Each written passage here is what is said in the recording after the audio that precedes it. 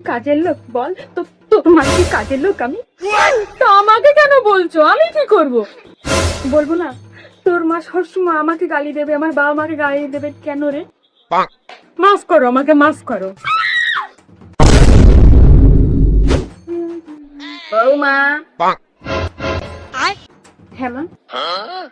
কোথায় যাচ্ছে এত সেজে গুজে? একটু বাজারে যাব, দরকার ছিল। ও বাজারে, দাও তো, আমিও যাও বাজারে, আমারও দরকার আছে, দাও।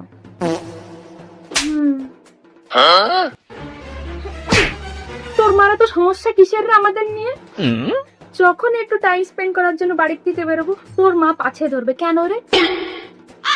আর তোর মার সামনে কিছু কিনলে এটা ভালো না, ওটা ভালো না, এর দাম বেশি, কেন রে করবে এরকম? ঠিক আছে ঠিক আছে, আমি দেখছি।